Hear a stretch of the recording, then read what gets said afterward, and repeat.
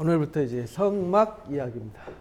드디어 이제 창세기부터 시작해가지고 성막 이야기까지 왔습니다.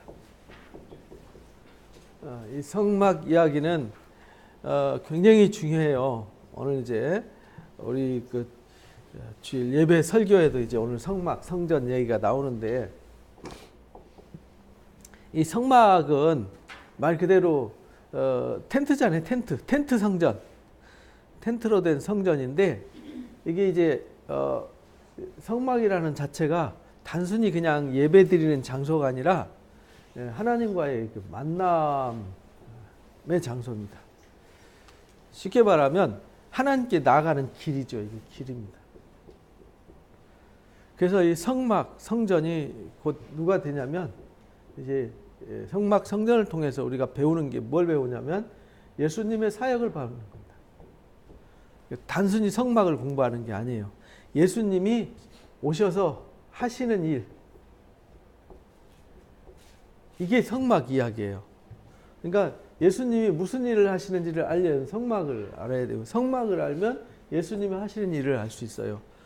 그래서 성막과 성전은 곧 예수 그리스도를 하는 것이죠. 근데 이걸 뭐 읽을 때는 이거 왜 읽어야 되지? 이거 골치 아픈 거 이거 읽으면서도 답이 안 나오죠. 25장 보면 여호와께서 모세에게 말씀하여 이르시되, 이렇게 말씀하셨잖아요. 말씀하여 이르시되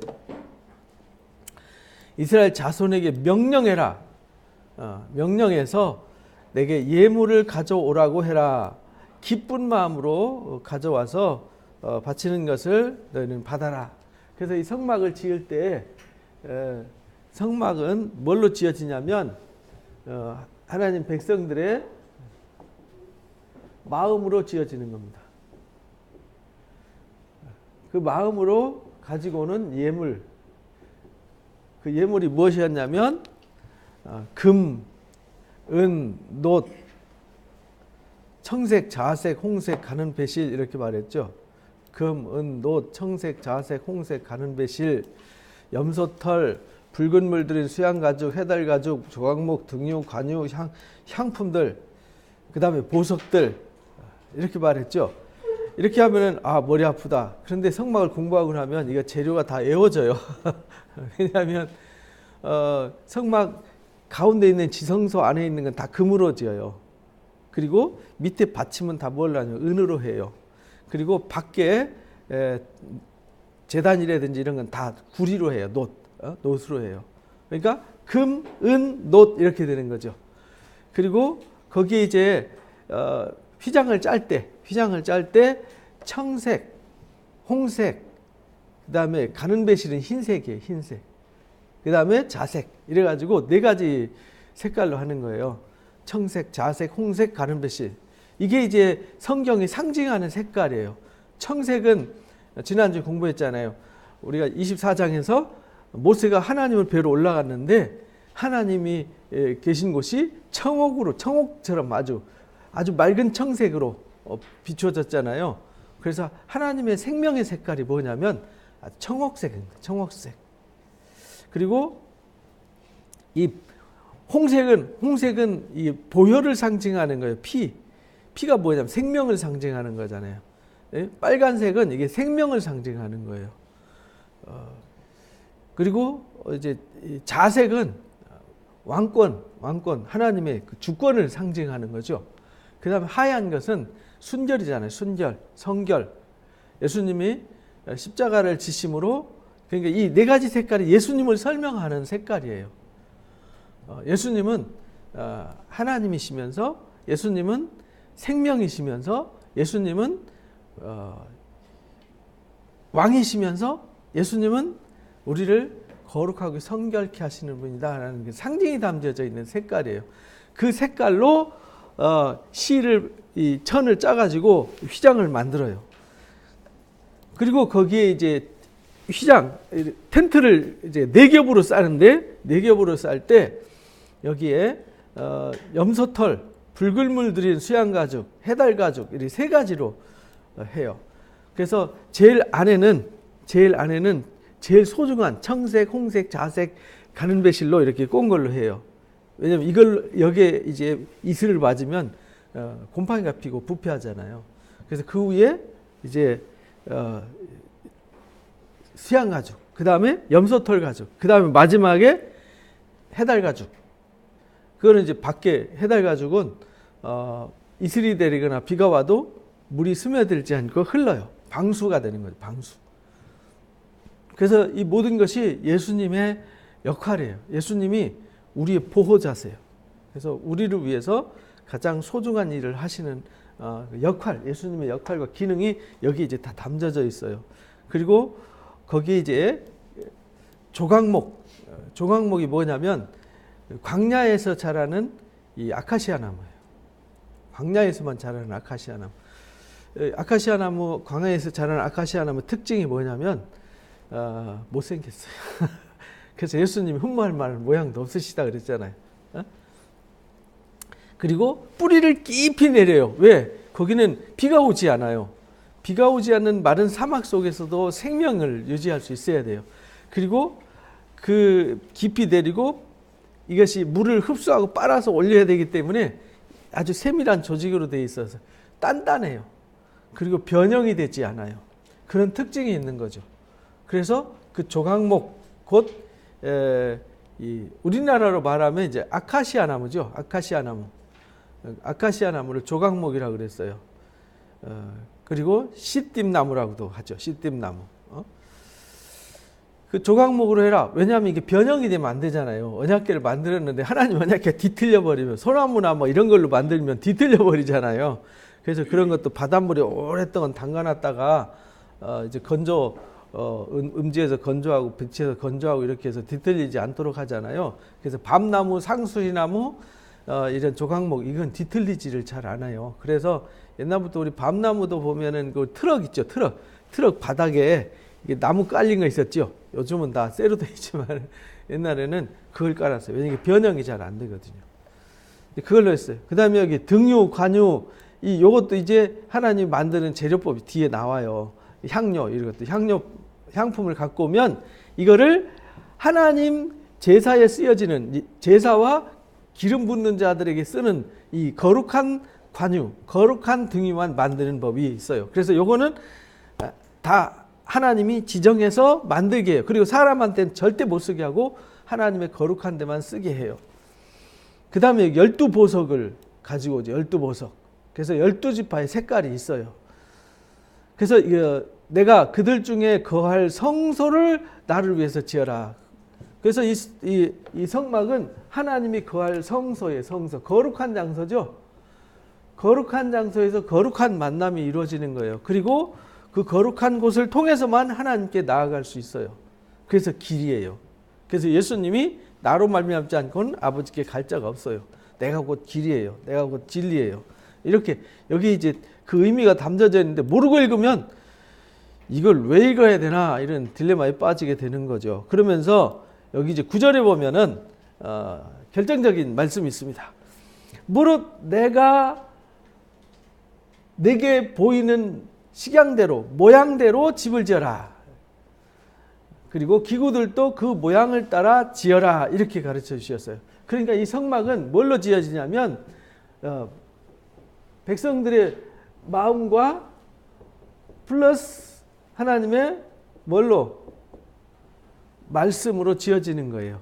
그래서 하나님의 말씀이 이 땅에 선포되어지는데 선포된 말씀이 우리 사람의 마음과 연합되어질 때 하늘에서 정하신 뜻이 이 땅에 이루어지는 거예요. 그래서 우리가 하나님을 진심으로 사랑하고 하나님을 갈망하는 그 마음이 있을 때 하나님의 그 정하신 뜻이 우리가 연합되어질 때 능력이 나타나는 거예요. 그래서 이 성막은 지을 때 마음대로 지으면 안 돼요. 말씀으로 정해 주셨어요. 이 말씀은 변하지 않아요. 이게 말씀은 약속이잖아요. 그러니까 이 성막을 지을 때 인간의 방법으로 이렇게 하면 더 예뻐, 이렇게 하면 더 좋을 것 같아 해가지고 인위적이고 인간적인 생각이 들어가면 그건 부정해져요. 그거는 하나님이 계시지 않아요. 하나님이 인정하지 않아요. 그래서 반드시 하나님 말씀으로 지어져야 돼요. 그래서 예수님은 아무 때나 오고 싶어서 오신 게 아니에요. 뭐 때로 오셨어요? 말씀이 예정한 대로 말씀하신 대로 오신 거예요. 그래서 예수님이 마태복음부터 보면은 예수님이 무슨 일을 하시면 선지자 이사야의 말씀을 이루려 하십니다. 예레미야에게 하신 말씀을 이루려 합니다. 선지자 미가를 통해서 하신 말씀을 이루려 하십니다. 이사야서 29장 말씀을 이루려 하십니다. 이렇게 말씀하세요. 그러니까 예수님은 말씀의 약속을 이루러 오신 거죠. 그래서 예수님도 말씀대로 오셨고 말씀을 십자가에서 뭐 했다 그래요? 다 이루었다 이렇게 말씀하시는 거예요. 그러니까 예수님은 말씀대로 오셔서 말씀대로 사역하시고 말씀대로 가셨고 말씀대로 다시 오시는 거예요. 그래서 하나님의 약속이에요. 예수님은 약속이고요. 진리예요. 그래서 우리가 예수님을 믿는 거죠. 성막도 똑같아요. 하나님의 말씀으로 지어져야 돼요. 그래서 이 성막을 짓는다는 건 단순히 하나의 천막을 만드는 게 아니에요. 이 성막 자체가 하나님의 말씀이에요. 그 속에 하나님의 섭리가 담겨져 있고 하나님의 약속이 담겨져 있고 하나님의 뜻이 담겨져 있어요. 그걸 읽어낼 수 있어야 되는 거죠. 근데 이 이야기가 출애굽기부터 시작해서 요한계시록까지 계속 등장하는 거죠. 그래서 요한계시록 21장에 보면 하늘에서 새 예루살렘이 내려오잖아요. 근데 거기 그 모습이 보면은 이제 성막 이야기에서 나오는 스토리를 가지고 설명해 나가요. 성전 이야기. 에스겔서 40장부터 48장까지 보면 하나님이 이루실 이 성전, 성막 또 하나님이 이루실 왕국에 대한 스토리가 나오거든요. 거기에도 보면 말씀대로 다 정해놨어요. 그러니까 우리가 사는 것은 얼떨결에 사는 것 같지만 하나님의 말씀에 정하신 뜻이 이 땅에 이루어져가는 과정 중이죠. 그래서 성막도요 함부로 지으면 안 돼요. 말씀대로 지어야 돼요. 그래서 조각목으로 이제 언약궤를 하나 만들어요. 제일 먼저 만드는 게 뭐냐면요. 여기서 제일 먼저 말씀을 주신 것이 언약궤예요. 이게 이제 성막이죠. 내가 거할 성소를 시켜서 그들을 시켜서 내가 내게 보이는 대로 그 기구의 식양을 따라 지어라 이렇게 말씀하셨어요. 그래서 이 성막은 뭐 때로는 장막이라고도 하고요, 성막이라고도 하고 회막이라고도 하고 증거막이라고도 하고 성소, 번막, 하나님의 집, 여호와의 집, 하나님의 처소 이렇게 다양한 용어로 쓰여졌어요. 같은 뜻이에요, 다. 근데 표현이 다를 뿐이죠. 그래서 성막 구조가 이렇게 생겼어요.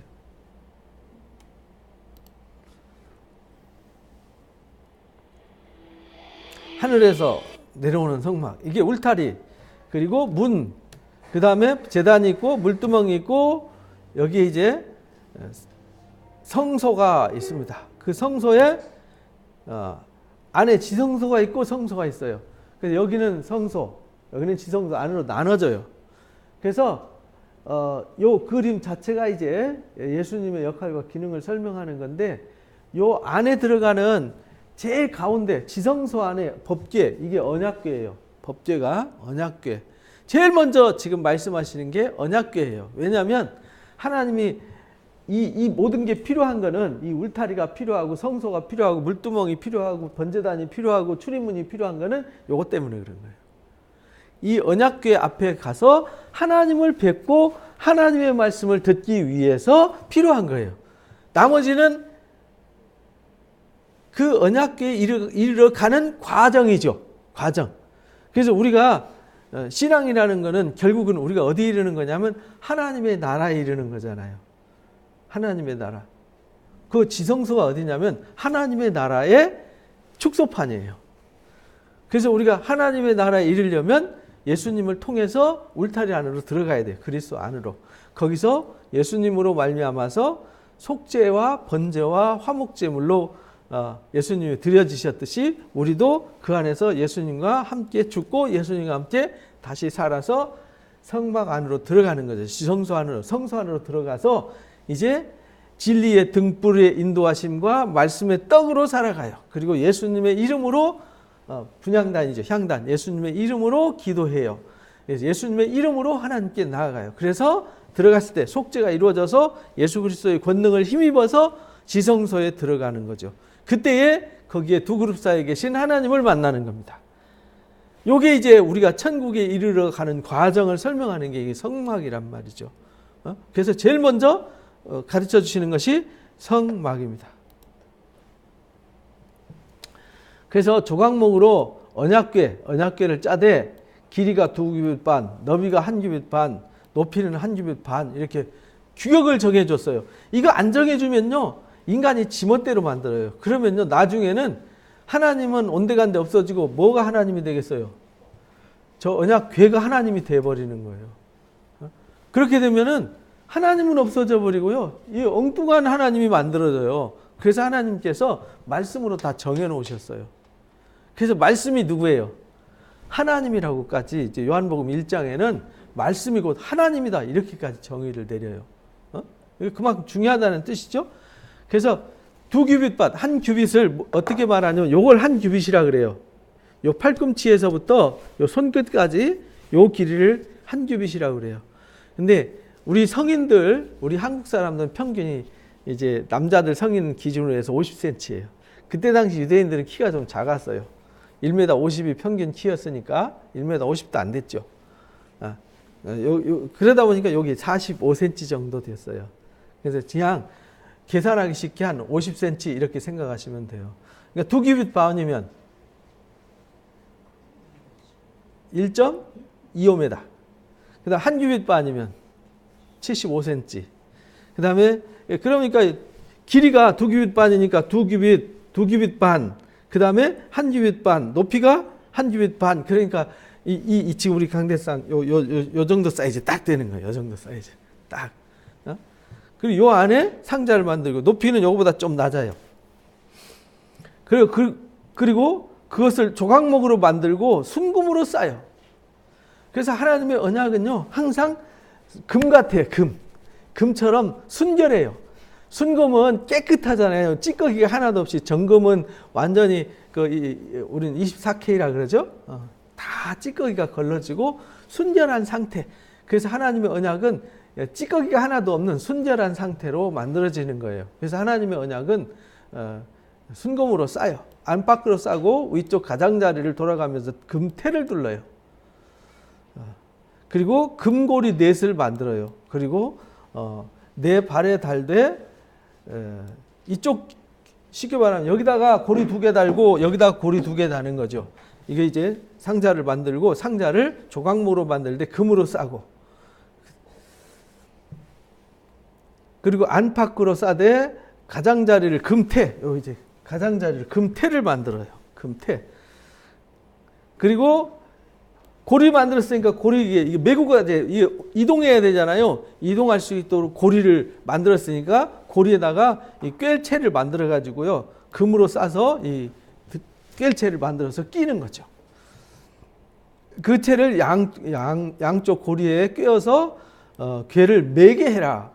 이건요 제사장 외에는요 만지면 안 돼요. 그래서 여러분들이 사무엘서 읽다 보면 나오잖아요. 우사와 아효가 언약궤 메고 가다가 언약궤를 수레에다가 싣고 가잖아요. 이게 매야 되는데 매라고 그랬거든요. 왜냐하면 짐승이 부정하게 이 언약궤를 만들면 안 돼요.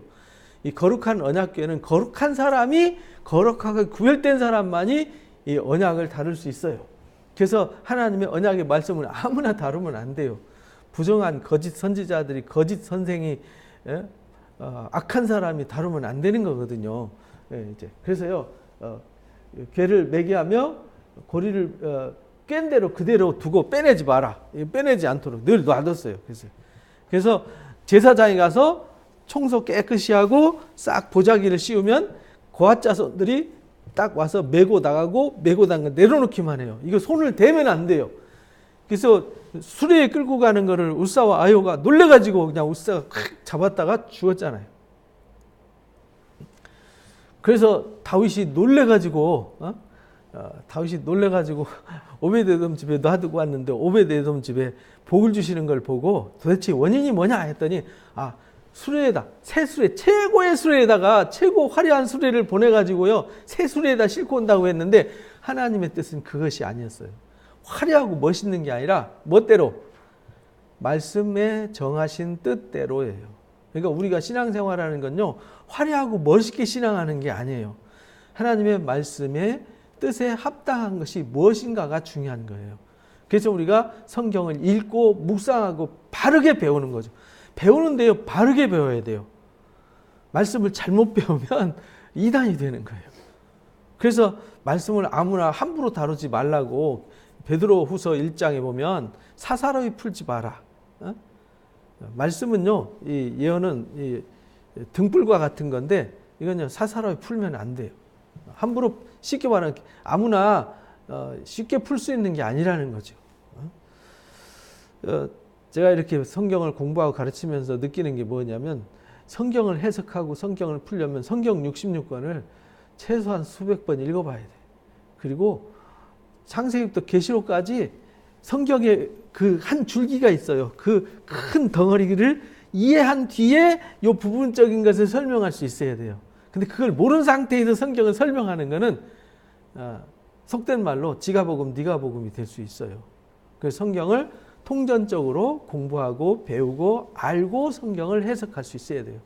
그래서 이제 성경을 가르치는 선생이 준비가 돼야 되는 거죠. 그냥 아무나 그냥 읽어서 마음대로 해서는, 그래서 마음대로 해석하는 사람들이 다 이단되는 거잖아요. 그죠? 그래서 이 체에 깬 상태로 빼면 안 돼요. 그리고 그 속에 뭘 넣냐면 증거판을 넣어요. 증거판이 뭐죠? 십계명, 언약의 두 돌판을 거기다 넣는 거예요. 그러니까 그 언약의 상자 안에는 뭐가 있느냐? 언약이 있는 거죠. 그러니까 우리 안에, 이게 언약궤라 그러면 우리 안에 뭐가 있어야 돼요? 언약이 있어야 되는 거예요. 이 안에 언약의 말씀이 있어야 되는 거죠. 그리스도인에게 그리스도인 딱지만 붙여놓으면 집에다 문패만 달아놓고 십자가만 붙여놓는다고 그리스도인이 아니라는 겁니다. 그 언약은 어디 있어야 되느냐? 우리 마음의 비석에. 그래서 고린도 후서 3장에는 하나님의 말씀을 우리 육의 신비에다 새겨라, 이렇게 바울은 그렇게 가르쳐요. 우리가 그리스도의 편지다. 먹으로 쓰지 마라. 종이에다 쓰지 말고 우리 마음의 신비에 기록하라. 이렇게 이제 고린도 후서 3장의 사도 바울은 그렇게 가르쳤어요. 그렇게 증거판을 둬라. 순금으로 속죄소를 만들어라. 뚜껑을 만드는 거예요. 이제 상자를 만들었잖아요. 고리 만들고 꿰채 끼워놨어요. 이제는 해야 되는 게 뭐냐? 안에 언약궤를 넣었어요. 그럼 뚜껑을 덮어야 되냐? 그 뚜껑이 속죄소예요. 그 위에 하나님이 좌정하시는 거예요. 속죄소를 시은좌라고도 해요. 그래서 길이가 똑같죠. 두 규빗반, 한 규빗반 위에. 왜냐하면 똑같은 규격 위에, 여기 규격이 똑같아야지 규격이 틀리면 쑥 빠지잖아요. 똑같이 만듭니다. 그리고 금으로 두 그룹을 만들어요. 그룹. 이 뚜껑 위에 그룹 천사를 만들어서 이렇게 가운데를 이렇게 내려다보도록 만들었어요. 한 그룹은 이쪽 끝에, 한 그룹은 저쪽 끝에 이렇게 만들어서 연결해서 짓습니다. 두 그룹이 날개를 펴서 날개를 펴고 이렇게 속죄소 이 가운데를 이렇게 보도록 되어 있어요. 하나님 이 가운데. 그래서 하나님은 항상 성경에 설명할 때 두 그룹 사이에 좌정하신 하나님, 이렇게 나와요. 그래서 하나님은 항상 뭐와 함께 활동하시냐면 그룹과 함께 활동하세요. 근데 그 그룹이 요한계시록에는 네 생물로 등장하는 거예요. 속죄소 궤 위에 얹고 증거판을 궤 위에 속에 넣어라. 내가 거기서, 이게 중요한 거예요. 거기서 내가 너와 만난다. 그래서 이 속죄소까지 가려면 절차와 과정을 거쳐야만 갈 수 있어요. 여기 그림대로 절차와 과정을 거치지 않고 여기 들어가야 되고 제사를 해야 되고 씻어야 되고 성소에 들어가야 되고 이 언약궤까지 들어가는 절차와 과정 없이는 하나님을 만날 수 없어요. 거기서 하나님을 만나요. 속죄소의 증거궤 위에 있는 두 그룹 사이에서, 항상 두 그룹 사이에서 내가 이스라엘 자손을 위해서 내가 명령할 모든 일을 내게 이룰 거다, 이렇게 말씀하세요. 그래서 제일 먼저 만든 게 언약궤였다. 그래서 이 언약궤 이야기를 우리가 이제 계속 공부를 해나갑니다. 그래서 여기 보면은 이게 언약궤의 모습입니다. 근데 중요한 것은 여기 출애굽기 25장 10절에서 12절 지금 우리가 공부했단 말이에요. 근데 나중에 출애굽기 37장 1절에서 9절에 똑같이 두 번 반복해요. 여러분들 출애굽기 읽다 보면 이거 분명히 앞에서 읽었는데 이건 또 뭐지? 앞에 말씀은 예언이에요. 하여라. 뒤에 말씀은 적용이에요. 하였다. 그러니까 신앙은 하여라 하는 걸 뭐 하는 거예요? 하였다 하는 것이 신앙이에요. 하나님이 하신 말씀을 하였다라는 결과를만. 그러니까 지금 우리가 25장부터 31장까지 공부하는 것은 뭘 공부하냐면 하여라를 공부하는 거예요. 아직 아무것도 없어요. 뭔만 있어요? 말씀만 있어요. 근데 35장부터 39장까지는 모세에게 명하신 대로 하였더라, 하였더라, 하였더라. 이제 결과로 말씀하신 대로 언약궤를 만든 거죠. 아직은 말씀만 있지 언약궤는 없잖아요. 이렇게 만들어라. 근데 뒤에서는 말씀하신 대로 만들었더라. 이렇게 되는 거예요.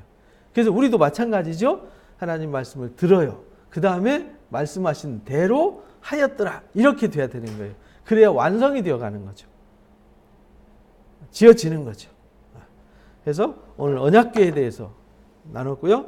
다음 주에 이제 거기에 떡상, 그 다음에 순금등대, 그 다음에 번제단, 물두멍, 그 다음에 성막, 그 다음에 울타리, 이거를 함께 나누도록 하겠습니다.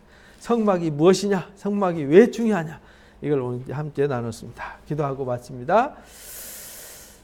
귀한 시간 허락해 주셔서 성막에 대해서 오늘 함께 나눴습니다.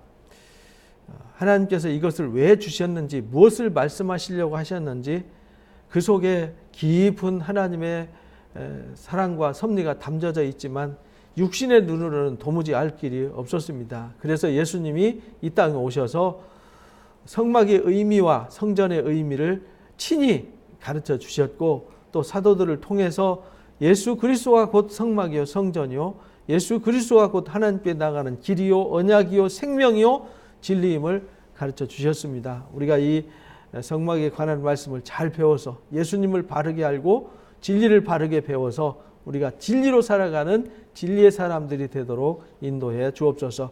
그래서 예수 그리스도께서 오신 의미가 우리 가운데 나타나지고 예수 그리스도를 통하여 우리가 하나님께 나아가고 하나님의 놀라운 사랑과 은혜를 덧입는 하나님의 자녀들로 바르게 세워지도록 인도해 주옵소서. 감사하며 예수님의 이름으로 기도하옵나이다. 아멘. 고맙습니다. 수고했습니다.